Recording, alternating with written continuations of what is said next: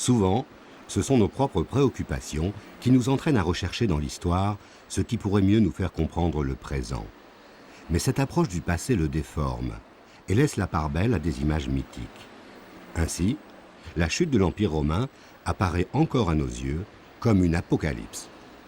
Nous y voyons notre propre mort.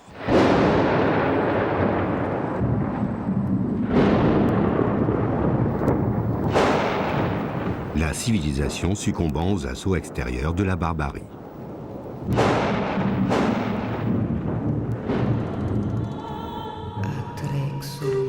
Ces traces fragiles nous rappellent qu'ici et tout autour de la Méditerranée, une civilisation a vécu, s'est développée, s'est éteinte. Aujourd'hui encore, ces visages, si proches de nous, nous interpellent.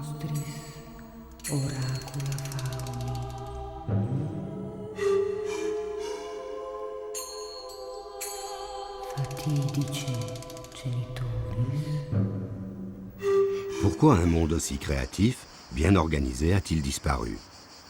Les causes de cette disparition demeurent incertaines, sujettes à débat. Le monde romain est-il vraiment mort?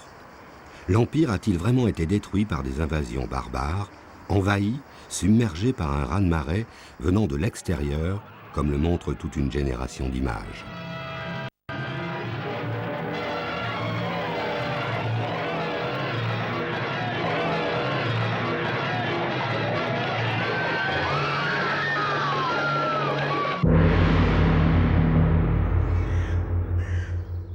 Paysage de désolation.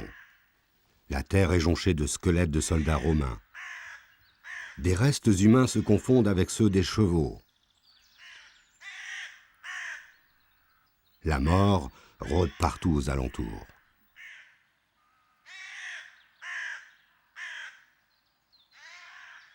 Voilà comment Lionel Royer, en 1896, représente la zone frontière entre l'Empire romain et le territoire des Germains. Ce tableau, exécuté après la guerre de 1870, assimile le pays des Germains au domaine de l'horreur. Le général romain Germanicus découvre avec effroi le massacre des armées de Varus par les Germains, en 9 après Jésus-Christ. Nous sommes au début de l'Empire romain, 5 siècles avant sa chute. Pourtant, le péril est déjà là. Mais en réalité, comment se présentait la zone de contact entre l'Empire et le reste du monde?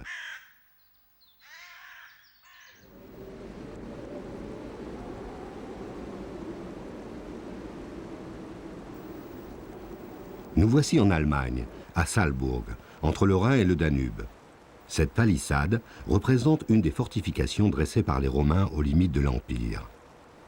De l'autre côté, c'était le territoire des Germains, ceux que les Romains appelaient les barbares, et qui souvent ne désiraient qu'une seule chose, devenir romains.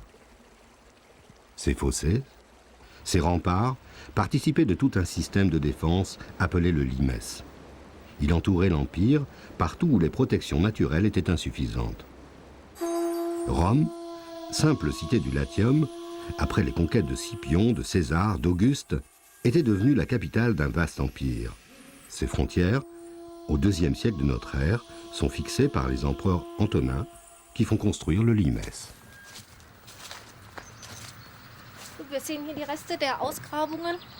Nous voyons ici les traces de fouilles archéologiques effectuées il y a 150 ans. Le prince Guillaume, futur empereur Guillaume II, a lui-même participé à ces fouilles. Ensuite, il a communiqué son enthousiasme pour l'époque romaine, et on a reconstruit sous son règne ce castrum et ses fortifications. À l'empereur des Romains, Antonin, de la part de Guillaume II, empereur des Germains. Ainsi, à la fin du XIXe siècle, le Kaiser continuait à être fasciné par la puissance guerrière des Romains, dont il devait un peu se sentir l'héritier. Effectivement, il y a 18 siècles, ici, à plus de 2000 km du Capitole, les légionnaires vivaient à la romaine. Mais de l'autre côté, que sait-on de ces Germains qui se trouvaient au-delà du limes ?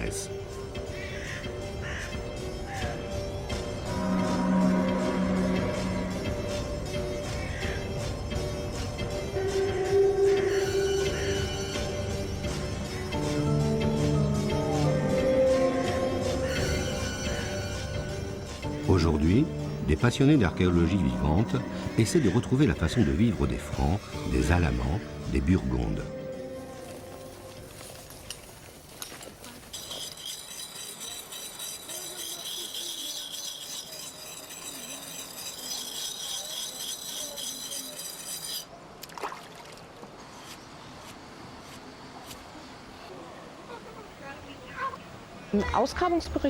D'après nos recherches, nous savons que les Germains étaient sédentaires et habitaient dans de petits villages.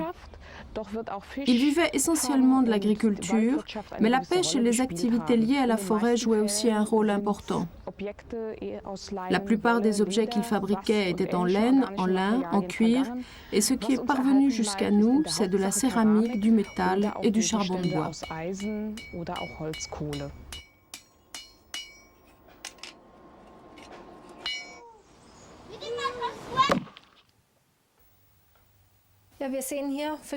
Nous voyons ici plusieurs exemples de céramique fabriquées par les Germains. Mais elles ont été retrouvées en morceaux, utilisées comme mortier à l'intérieur des murs du château de Vicus. Ce sont des céramiques typiques des Germains, utilisées avant Jésus-Christ. Ainsi, on peut dire avec certitude que cette céramique, cassée et intégrée dans des murs, n'était plus fabriquée par les Germains au début de notre ère, car ils avaient adopté les produits romains, étant donné que ces Germains étaient romanisés et considéraient leur propre production comme dépassée.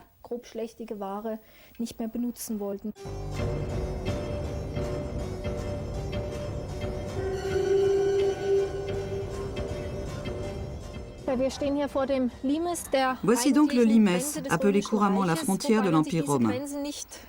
Mais il ne faut pas imaginer seulement cette frontière comme une ligne de fortification. C'était beaucoup plus, un point de contact, un lieu d'échange. Le limes servait essentiellement à contrôler les relations commerciales entre les Germains et les Romains. Les produits en provenance de Germanie, c'était d'abord de la main-d'œuvre, des esclaves, et puis des chevaux, du bois et des peaux de bêtes. En retour, les Germains recevaient de l'Empire romain des produits de luxe que nous retrouvons jusqu'à nos jours en grande quantité dans les tombes en Germanie. Intérêt bien compris de part et d'autre du limes. Mais alors, qu'est-ce qui va rompre ce statu quo et pousser les Germains à émigrer vers le sud ?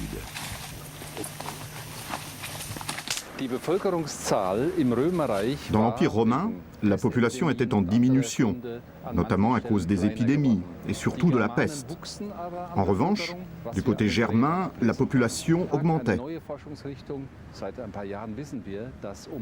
Grâce au progrès de la recherche, nous savons qu'au IIe siècle après Jésus-Christ, il y a eu une dégradation dramatique du climat. Le climat est devenu plus froid, plus humide. Toutes ces raisons ont provoqué au IIIe et IVe siècle la migration de ces populations.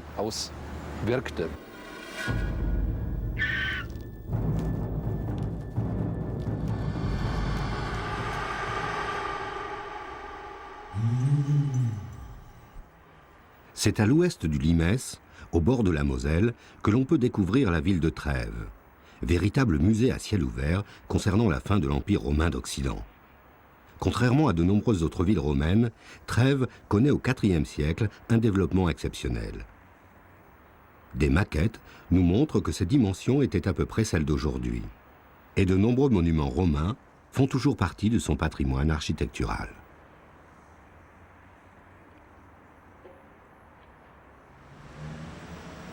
Un des monuments romains les mieux conservés est la Porta Nigra, l'une des portes de la ville. On peut imaginer aujourd'hui comment elle se présentait vers la fin de l'Empire. Retour vers le passé. Bien sûr, à cette époque, il n'y avait pas de voiture. Pas de panneaux de signalisation non plus. Et la porte n'était pas entourée de maisons. Le cloître n'était pas construit, mais un long rempart ceinturait la ville. La route qui menait vers le nord et le limes était bordée de tombeaux. Devant la Porta Nigra, un fossé avait été creusé et les ouvertures étaient équipées de herses. La tour était plus haute d'un étage.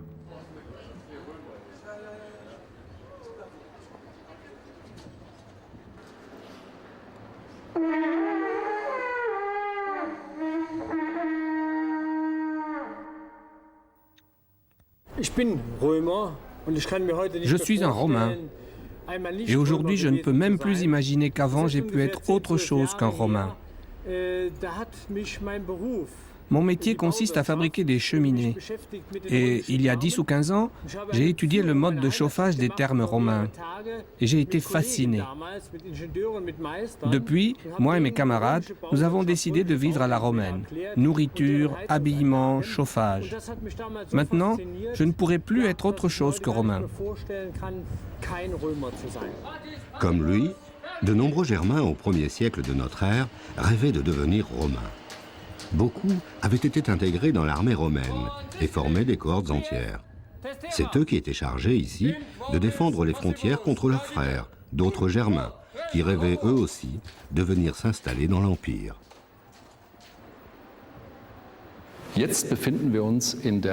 Ici, dans le musée romain germanique de Mayence, voici les salles d'exposition qui concernent la période des grandes invasions.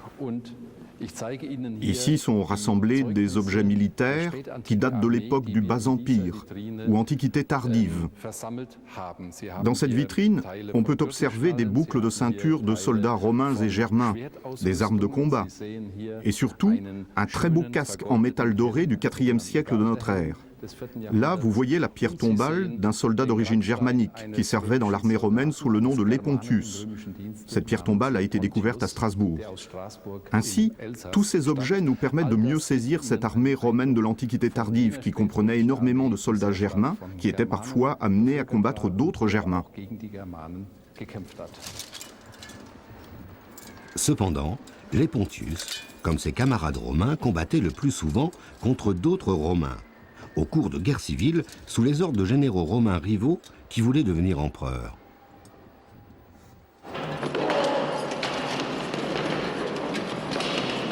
Ainsi, on se rend compte que la paix romaine est moins menacée par des invasions que par des conflits qui opposent une armée romaine à une autre. Alors, derrière leurs fortifications, quelle force ou quelle faiblesse constituaient ces armées romaines ?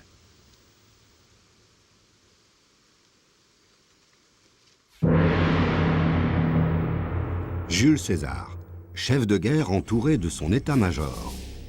Voilà l'image du pouvoir romain retenu par la postérité. Ce tableau, peint par Lionel Royer en 1899, exprime à la fois la fascination et la crainte vis-à-vis de l'armée romaine. Ces Romains, vus par un Français, au lendemain de la défaite de 1870, affichent leur arrogance. À l'époque, ils peuvent faire penser aux Prussiens qui viennent de vaincre la France. Cependant, en arrière-plan, la forêt des étendards et emblèmes rappelle la force d'un État fondé sur des valeurs patriotiques. Ainsi, la puissance d'un grand État serait garantie par l'importance de ses légions, la gloire des armes, la valeur des chefs. Mais qu'était devenue cette armée romaine au cours des siècles d'empire ?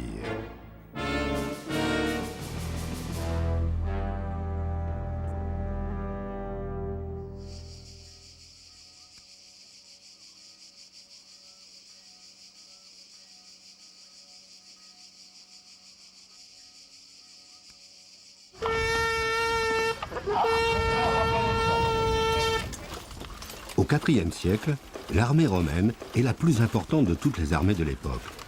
Plusieurs centaines de milliers d'hommes. Elle semble la mieux équipée, la mieux organisée, la plus expérimentée. Aujourd'hui, c'est en Grande-Bretagne que des passionnés toujours habités par le rêve impérial reconstituent cette armée. L'armée romaine était très performante car les soldats qui la composaient n'étaient que des professionnels. C'était leur boulot. Ils étaient bien entraînés et payés pour ça. Ils étaient aussi très performants parce qu'ils étaient bien équipés et armés. Un soldat ordinaire romain était aussi bien équipé qu'un chef gaulois. Cette armée était aussi très performante car très disciplinée. Un officier romain savait que ses ordres seraient respectés à la lettre, tandis qu'un chef gaulois, par exemple, ne pouvait absolument pas avoir les mêmes certitudes. Imposante l'armée romaine, mais l'Empire, lui, est immense. Et finalement, les troupes y sont très éparpillées. Pour protéger leur empire, à un moment donné, les Romains sont contraints de choisir la stratégie défensive. Et ils font ce que font tous les empires. Quand ils ont acquis une certaine dimension, finalement, ils s'arrêtent. Ils s'arrêtent et ils construisent un mur de protection. Alors c'est la muraille de Chine. Plus près de nous, c'est le système serré des rivières aux portes de Verdun, c'est la ligne Maginot de l'entre-deux-guerres ou c'est le mur de l'Atlantique.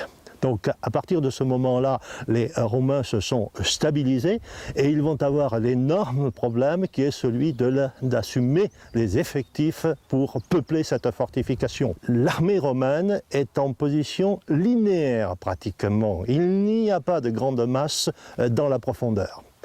Et donc, en position défensive, on consomme toujours beaucoup plus d'effectifs qu'en position offensive. Et les barbares, justement, se trouvent en position offensive. Ils peuvent frapper à l'endroit où ils souhaitent, à l'instant où ils le souhaitent, et surtout sous la forme qui leur est propre. Ainsi, il y a quelque part une prime à l'offensive.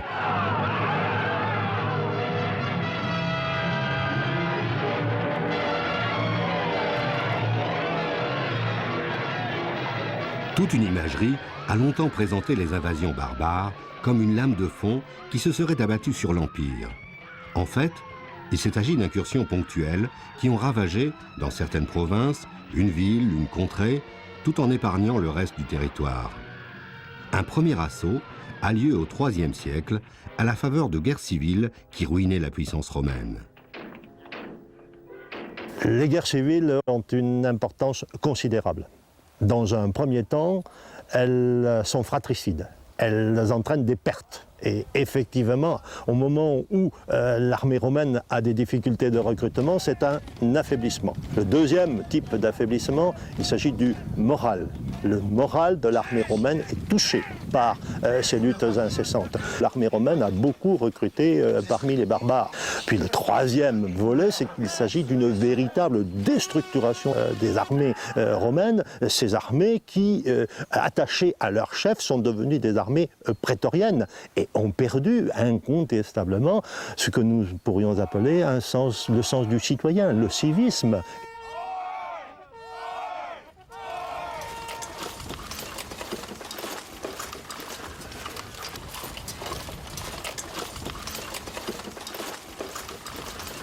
De surcroît, l'invincible armée des débuts de l'Empire a augmenté en nombre, mais a perdu énormément en efficacité, à cause de la corruption. Les troupes, en réalité, sont surévaluées, mal ravitaillées, détestées des civils qu'elles rançonnent et terrorisent.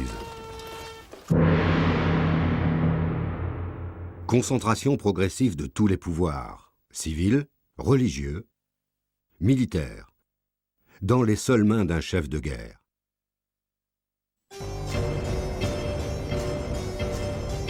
Vers l'an 300, l'Empire romain aux abois va connaître un type de régime fondé sur la terreur policière, au service d'une bureaucratie extrême.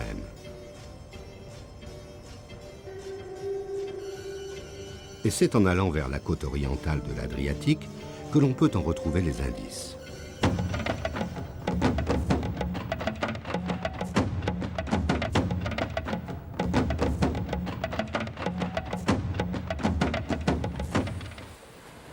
Frontière entre l'Orient et l'Occident, la côte dalmate est appelée à l'époque des Romains Illyrie. Plusieurs empereurs sont d'origine illyrienne. Et c'est eux qui, à la fin du IIIe siècle, vont essayer de mettre fin, avec une poigne de fer, aux guerres civiles, en sacralisant l'autorité impériale. Le plus connu de tous se nomme Dioclétien. Pour la postérité, telle une divinité, Dioclétien est insaisissable. De lui, il ne reste aucune représentation réaliste, mais un palais devenu une ville, Split, en Croatie.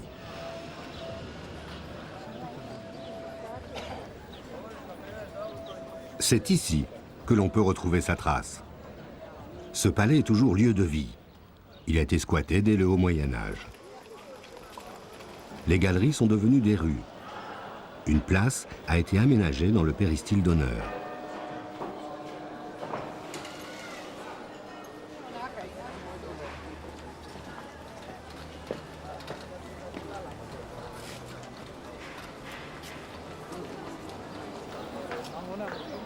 C'est au centre de cet ensemble que l'on peut le mieux saisir les dessins de l'empereur, dans le mausolée qui se fit construire. Très haut, sous la coupole, on peut découvrir son effigie. De Dieu, il se veut l'égal. Pour éviter toute rivalité, il doit être inaccessible, au sommet d'une hiérarchie écrasante, détenteur d'un pouvoir absolu, s'appuyant sur une fiscalité terrifiante, une armée redoutable. Au musée archéologique de Split, on découvre d'autres traces du règne de Dioclétien. Des tombes, beaucoup de tombes. Et puis, comme déchus, encore des visages anonymes, ceux du pouvoir. Les tétrarques, les hommes alliés de Dioclétien. Une direction collégiale à 4, 2 Augustes et 2 remplaçants, 2 Césars, la tétrarchie. Le palais de Dioclétien, ici à Split, exprime par la pierre le pouvoir voulu par l'empereur. Pouvoir militaire, le palais est construit comme un castrum, une forteresse. Dioclétien protégé par son armée. Et au milieu, les appartements impériaux, dont la disposition représente bien un pouvoir inaccessible, presque sacré. Il s'agit d'une architecture qui met en scène une hiérarchie, comme la tétrarchie. Ce palais, ce péristyle, il faut les imaginer au temps de leur splendeur. Bien sûr, pas de touristes, ni de parasols. Des bâtiments sans loggia, ni balcons vénitiens. Un lieu de retraite préservé des tensions extérieures. Et au loin, dans ses appartements, le maître de l'univers, l'empereur. Mais 17 siècles bouleversent tout. Et aujourd'hui, il est difficile de concevoir, dans des salles devenues entrepôts, la sacralisation de ces lieux. Pourtant, c'était ici que Dioclétien se retrouve de plus en plus hors du monde.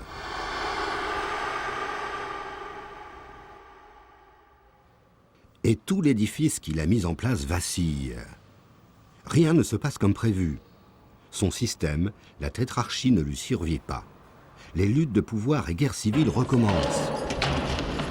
L'augmentation considérable de la masse des fonctionnaires, 10 000% en un siècle, aggrave le clientélisme et la corruption. La pression fiscale, de plus en plus arbitraire, n'est plus supportable. Ne pas payer ses impôts devient un crime passible de la peine de mort, tandis que les détournements d'argent à haut niveau, eux, ne cessent pas. Le recours à la terreur se généralise.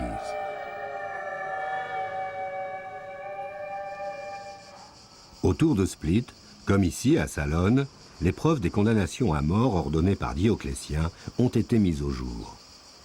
D'innombrables sépultures de chrétiens exhumés attestent qu'un massacre à grande échelle a été organisé. Nous sommes en 304 après Jésus-Christ, et l'empereur veut éliminer tout ce qui, pour lui, semble nuire à l'unité morale de son empire.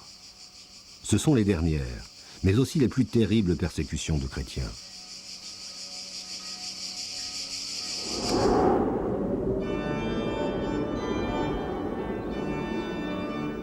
Alléluia!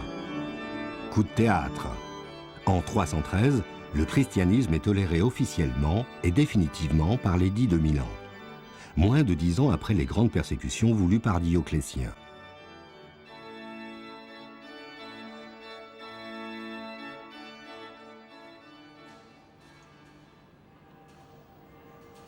C'est à Rome, sur le Capitole, que l'on peut découvrir les traces de celui qui est à l'origine de ce retournement de situation.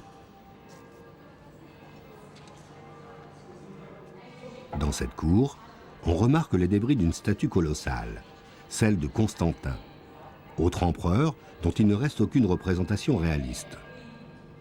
C'est lui qui reconnaît officiellement le culte chrétien. Peu de temps après, lui-même se fait baptiser. Désormais, le christianisme est associé au pouvoir. De cette époque, on retrouve les vestiges d'une multitude d'églises à Ostie, Rome ou Byzance. Cependant, les raisons qui ont poussé les empereurs, eux aussi, à se convertir, peuvent sembler mystérieuses.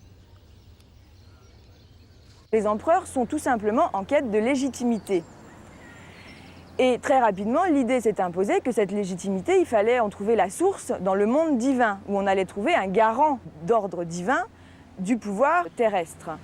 Le christianisme, avec son Dieu unique et tout-puissant, offre un modèle qui va servir le pouvoir impérial, puisque ça va permettre à l'idéologie impériale de parvenir à son point d'achèvement, dans la mesure où désormais l'empereur, unique souverain sur Terre, va être considéré comme le lieutenant de Dieu sur Terre, Dieu dont il tire toute sa légitimité et qui en même temps est la seule entité à qui il ait des comptes à rendre.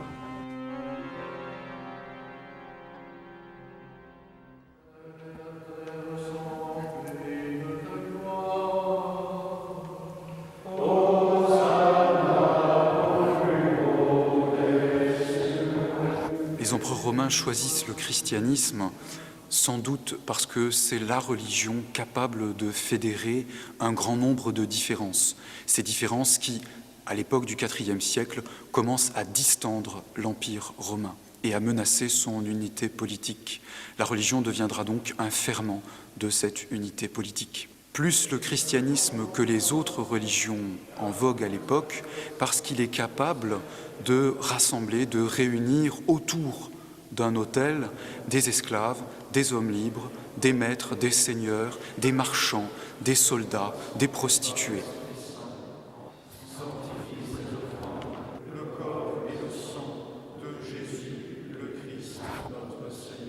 La société romaine était régie par le culte militaire. Et il est probable que la figure d'un Dieu crucifié ait pu rejoindre tout ce que ce culte des armes étouffait dans la société.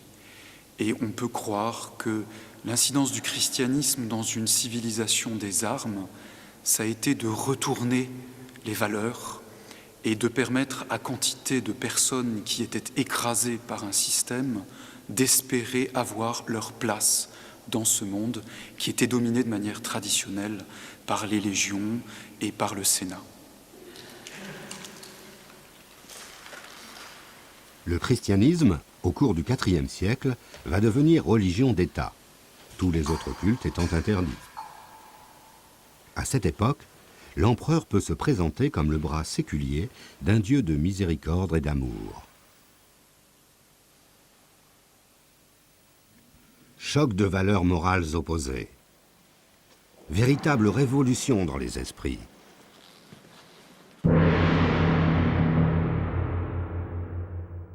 Une société dépravée, à la dérive. Voilà l'image fausse que les arts et la littérature ont propagée pour expliquer la chute de Rome. En 1843, Thomas Couture, avec son tableau « Les Romains de la décadence », illustrait à son tour les propos de Juvénal. « Plus cruel que la guerre, le vice s'est abattu sur Rome et venge de l'univers tous les peuples vaincus. » Une nouvelle fois, Rome est associée à un lieu de débauche.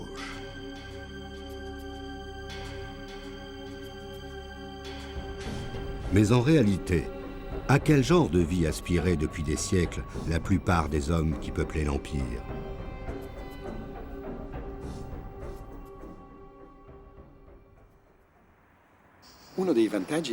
Un des avantages des habitants de l'Empire est de bénéficier de tout ce qu'un véritable État peut mettre en place.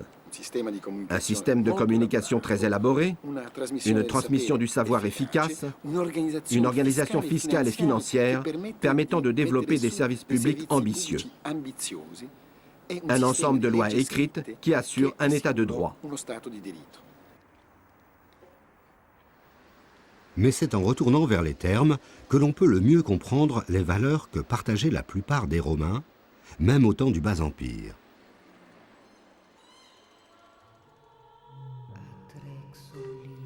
À Paris, on se complaît à imaginer les thermes de Lutèce au temps de leur splendeur.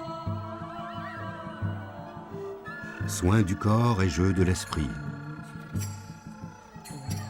Les murs couverts de marbre.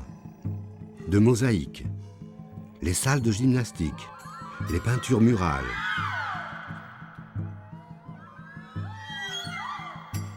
Et partout, l'eau. Les fontaines, les rigoles, les bassins. Les thermes ne se limitent pas ni aux bains ni aux activités sportives. C'était un lieu de rencontre, un lieu intellectuel, un lieu convivial. Il y avait des bibliothèques dans les thermes, il y avait des endroits où on pouvait consommer, boire, manger, on se rencontrait, on discutait, on échangeait entre chrétiens et païens, par exemple, au Bas-Empire. En définitive, les thermes étaient un lieu de citoyenneté, je dirais. Un endroit où les gens, dans tout le monde romain, qu'ils soient africains, proches de la frontière écossaise, gaulois ou syriens, se sentaient des citoyens de l'Empire romain et en quelque sorte les membres d'un même corps social.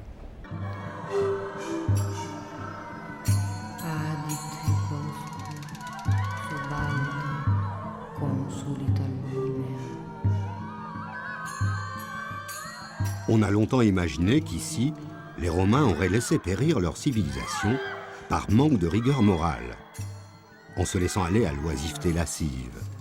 Les thermes, symboles de décadence au temps du Bas-Empire. Le Bas-Empire n'est certainement pas une époque d'immoralisme et de débauche. C'est plutôt une époque de très grande rigueur philosophique, religieuse et morale, voire moralisante, avec parfois des excès contre les prostituées ou les homosexuels. On se souvient par exemple de l'émeute de Thessalonique provoquée par le fait qu'un aurige du cirque, qui était homosexuel, avait été arrêté pour meurtre. Ça avait déclenché une émeute dans le cirque, parce que c'était une véritable vedette de l'époque. Non, cette époque est plutôt une époque foncièrement religieuse, je dirais, tournée vers l'au-delà, complètement différente de ce qui a précédé pendant 6 siècles environ, où tout était centré sur l'homme. Désormais, c'est l'au-delà, le divin qui préoccupe les hommes et les pouvoirs. Contrairement aux idées reçues, ce n'est pas la perte de toute morale qui mine l'Empire, mais le choc de valeurs morales contradictoires.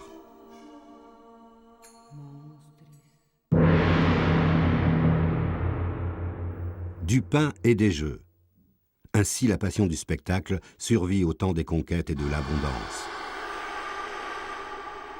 Pendant des siècles, s'était maintenu ce que l'on nomme aujourd'hui une société de spectacle. Et les spectacles les plus populaires avaient lieu ici, dans l'amphithéâtre. À Rome, le Colisée pouvait accueillir plus de 50 000 spectateurs. Mais ce sont des dizaines de milliers d'hommes qui sont morts dans ces arènes, pour le plus grand plaisir des amateurs de spectacles réels.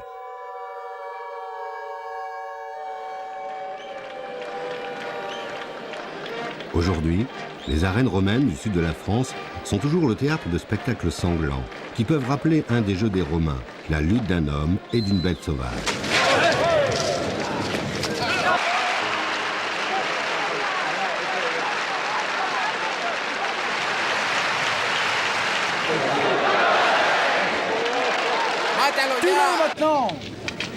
C'est en écoutant un amateur de corrida que l'on peut comprendre ce qu'éprouvait un intellectuel romain devant le spectacle de la mort. Ce n'est pas la mort qui nous fascine, mais le courage de l'homme qui l'affronte. Quant à la mort du taureau, ce n'est pas sa souffrance qui nous attire, mais sa bravoure, sa noblesse, sa force de lutter jusqu'à son dernier souffle. C'est comme une grande leçon de philosophie car le taureau nous apprend à mourir avec courage, dignité, noblesse, et dans sa mort, nous voyons un exemple pour notre propre mort.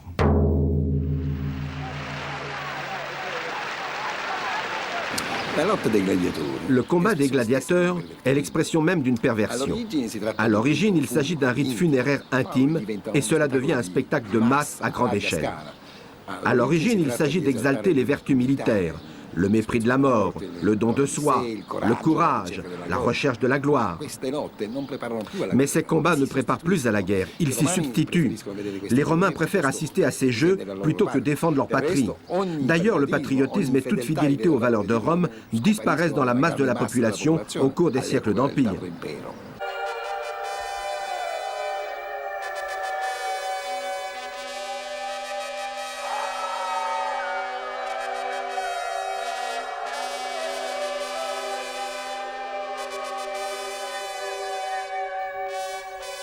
Le spectacle des arènes fait partie d'un ordre social qui permet la paix civile, le clientélisme. Les puissants offrent de la nourriture et des divertissements à ceux qui leur sont redevables. Ainsi, la plèbe est comblée. Pour elle, la vie politique se limite à manifester son soutien à un protecteur. Il s'agit d'un système où tout le monde, à grande échelle, est sinon corrompu, au moins compromis. Ainsi, le monde romain peut continuer à se scléroser.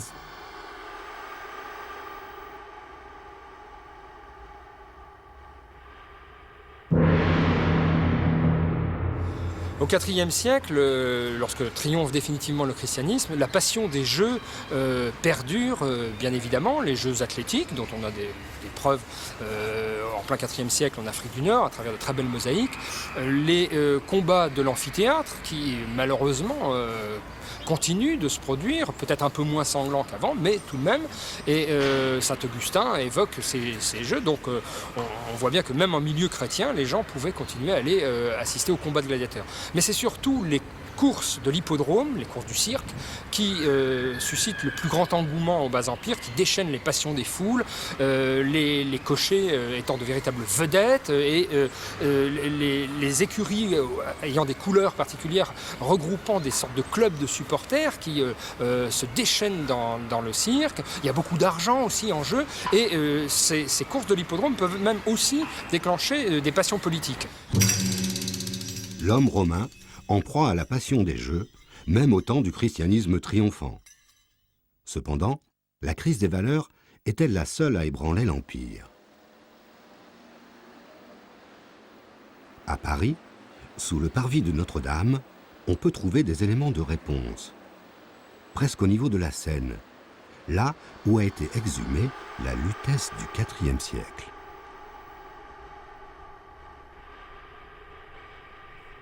Ici, on a des vestiges du mur du quai. Sur ce quai est venu s'installer, au début du IVe siècle, un rempart qui correspond d'ailleurs à la réduction de la ville sur l'île de la Cité. Et en fait, ce rempart, nous en avons ici quelques éléments, avec ces gros blocs qui sont venus s'installer sur le quai. Passionné par Lutèce, Philippe de Carbonnières a esquissé une représentation de ce que pouvait être le Paris du IVe siècle, rétracté dans l'île de la Cité.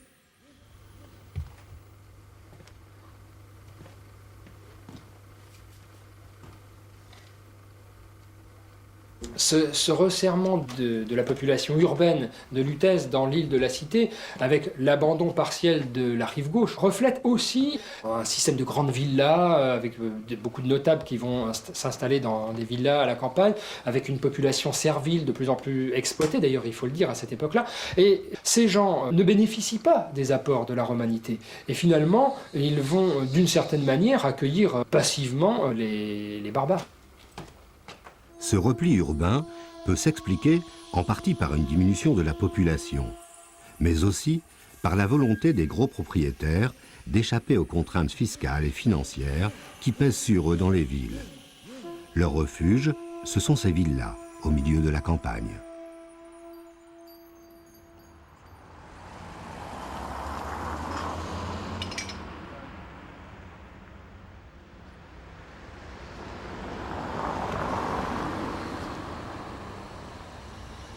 Nous sommes à 57 km de Paris, dans un ensemble résidentiel bien protégé des périls extérieurs. Ici, autour d'un golfe, d'anciens citadins ont fait construire leurs maisons, au milieu des pelouses et des bosquets. Ici, nous sommes à l'emplacement de la villa gallo-romaine Corbeillum Villa, qui a donné son nom à la ville de Corbeil. Elle était habitée par de riches patriciens qui, sous la pression du fisc, quittaient Lutèce pour se rapprocher donc, des terres agricoles et des paysans. Et il est amusant de voir que sur ce lieu où était édifiée une villa gallo-romaine, où des riches patriciens donc, venaient de Lutèce pour y habiter, qu'actuellement donc, des gens sont venus certainement de la région parisienne pour venir habiter en ce lieu. Voici la maquette de la villa gallo-romaine de Corbeillum Villa. Nous y avons découvert de nombreux objets, comme ces graines, ainsi que de la tabletterie. Voici un exemplaire de peigne en os, mais aussi des huîtres. Ceci nous montre la relation qu'il pouvait y avoir entre les côtes de la Manche et de l'Atlantique et les plaines de la Brie. La consommation d'huîtres cessera à la fin de l'époque romaine pour reprendre 1000 ans plus tard à la Renaissance. Ainsi se constituent de petits fiefs qui préfigurent ce que sera le féodalisme. Certains échanges se réduisent. Des voies de communication ne sont plus entretenues. Alors que le système de l'esclavage semble se maintenir, la servitude des pauvres paysans par rapport aux riches, sur le plan local, augmente jusqu'à devenir insupportable. Déjà, Cyprien déclarait au IIIe siècle « Le nombre de cultivateurs diminue et fait défaut dans les campagnes, comme fait défaut le soldat dans le camp. Vous vous plaignez, mais si la menace des barbares cessait, n'auriez-vous pas vos guerres civiles ? Vous vous plaignez de la famine, mais la cause principale de la famine, c'est la cupidité, qui par l'exagération des prix rend les vivres inaccessibles. »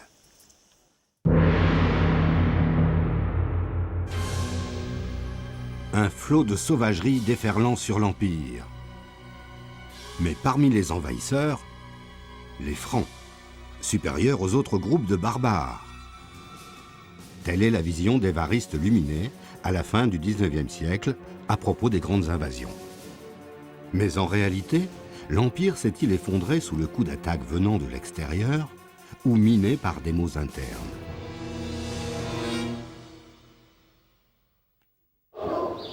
Dans les ruines des villes romaines, on retrouve de vastes ensembles d'immeubles où s'entassait une population miséreuse et inquiétante.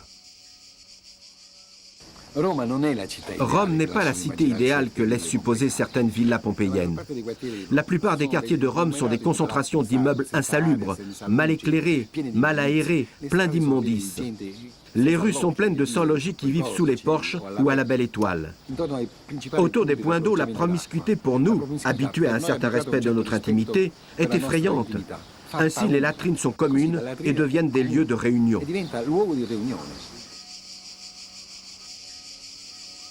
On peut imaginer comment se présentait une de ces rues à l'époque des Romains. Des immeubles de plusieurs étages masquaient presque complètement le ciel. Et la nuit, aucun éclairage pour troubler les ténèbres et empêcher les guet-apens.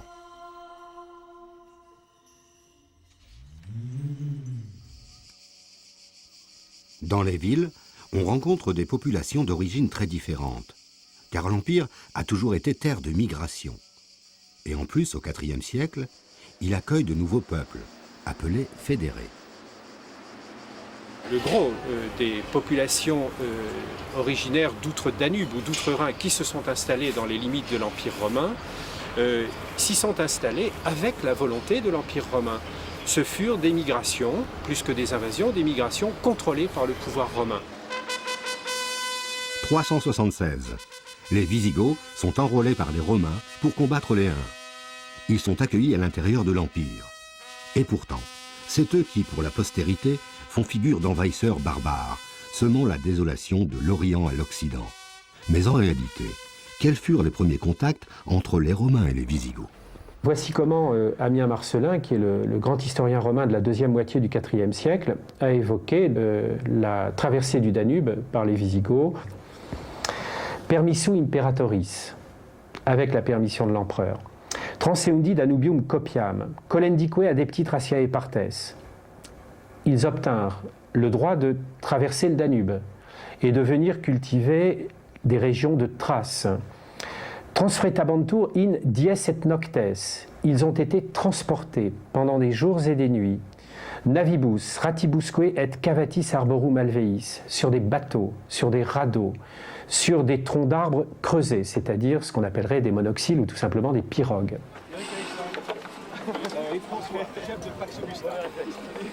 Aujourd'hui, dans le cadre de l'archéologie vivante, des groupes de passionnés essaient de reconstituer la façon de vivre de ces Visigoths. Je suis un Visigoth. Les Visigoths en fait ont été trompés par les Romains. Les Visigoths sont un peuple donc, qui était déjà dans l'Empire romain, qui n'a pas provoqué, je dirais, la perte de l'Empire romain, qui n'a pas envahi l'Empire romain, mais qui se trouvait déjà dans l'Empire romain. Les Visigoths ont été en fait floués par les Romains qui les avaient accueillis leur avait promis des vivres lorsqu'ils ont été pourchassés par les Huns. Les Romains en fait ont trompé les Visigoths. Les Visigoths ont donc dû se révolter. C'était un peuple affamé qui ne pouvait plus nourrir leur famille. Donc ils ont dû se battre et le point définitif a été la bataille d'Adrianople. Nous étions piégés et puis notre cavalerie est revenue et a balayé les Romains. Envahisseurs barbares ou minorités maltraitées? Qui étaient au fond ces Visigoths? Ils avaient adhéré au christianisme, mais une forme particulière de la religion du Christ, qui a été par la suite condamnée, qu'on appelle l'arianisme, parce qu'elle a été professée par un prêtre d'Alexandrie qui s'appelait Arius. Le fait qu'ils étaient chrétiens montre qu'ils avaient beaucoup d'affinités, au fond, avec la culture dominante dans la romanité orientale, et c'est l'une des raisons, vraisemblablement, qui a facilité leur intégration dans l'Empire. Pendant des siècles, les Romains avaient réussi à s'enrichir de la culture de tous les peuples qu'ils avaient vaincus, tout en les romanisant. Mais au 5e siècle, où est l'identité romaine? Quel visage, quelle valeur fondamentale, quelle autorité, quel projet les Romains peuvent proposer à ceux qu'ils nomment toujours des barbares?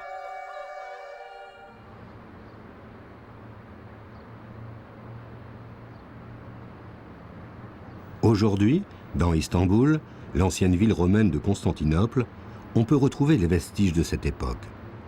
Traces d'un empire en pleine mutation, de plus en plus influencé par l'Orient.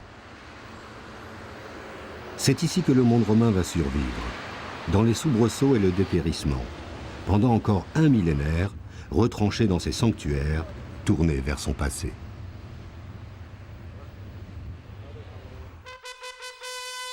« 395. L'Empire est définitivement divisé en deux parties à la mort de Théodose. Et c'est dans la partie occidentale que les événements vont se précipiter. Rome est délaissée par le nouvel empereur Honorius, fils de Théodose, au profit de Ravenne, protégé des menaces extérieures par une ceinture de marais.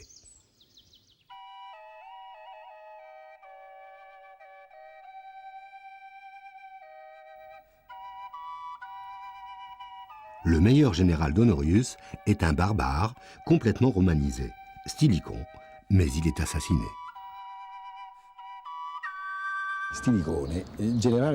Stylicon, général d'origine barbare, a été effectivement un très bon administrateur, un grand chef militaire. Son élimination a certainement été une très grave erreur, qui montre d'ailleurs que les Romains pure souche demeuraient foncièrement xénophobes. Cependant, je ne crois pas que Stylicon aurait pu sauver l'Empire. Par exemple, il n'a pas pu empêcher l'invasion du 31 décembre 406, près de Mayence, appelée en allemand Mainz.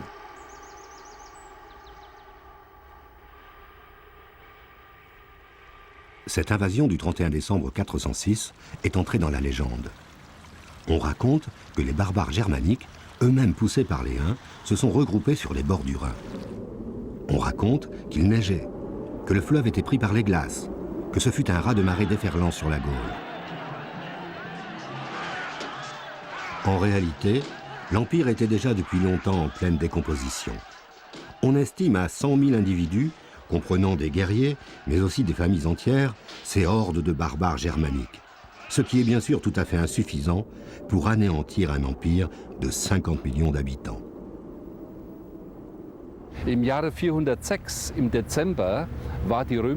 En décembre 406, la situation des Romains à Mogontiacum, le nom romain de Mayence, était particulièrement difficile, voire dramatique.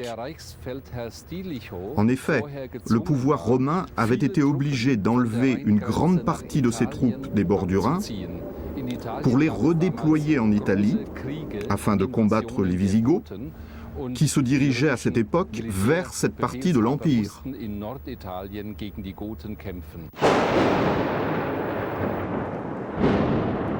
Après plusieurs tentatives, les Visigoths vont pénétrer dans Rome en 410. Les murailles, construites par l'empereur Aurélien, 130 ans plus tôt, ne suffiront pas à empêcher la chute de ce qui fut la capitale du monde. C'est par cette porte Salaria que les Visigoths sont entrés dans Rome le 24 août 410.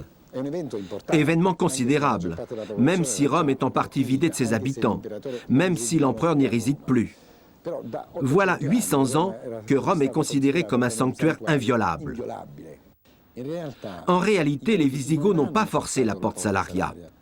On leur a ouvert. Il semble qu'un accord ait été conclu entre le Sénat romain et Alaric, qui lui-même élevé dans l'Empire, peut être considéré comme romain. On a parlé de pillage, de massacres, d'incendies. En réalité, une partie de la population, les plus défavorisés, se sont ralliés aux Visigoths. Et ceux-ci, chrétiens, ont préservé les lieux de culte. Le sac de Rome, perpétré par les troupes de Charles Quint sous la Renaissance, a été beaucoup plus sanglant que celui d'Alaric et de ses Visigoths. Quoi qu'il en soit, le 24 août 410, Rome est envahie. Et cette invasion va se répéter 45 ans plus tard par les Vandales en 455. Un symbole est tombé. Désormais, l'Empire d'Occident est disloqué. Il va disparaître officiellement en 476. D'un immense empire, Rome n'est plus la capitale. Cependant, son modèle demeure dans la tête de ceux qui furent appelés des barbares. Il survivra, grâce à eux, jusqu'à notre époque.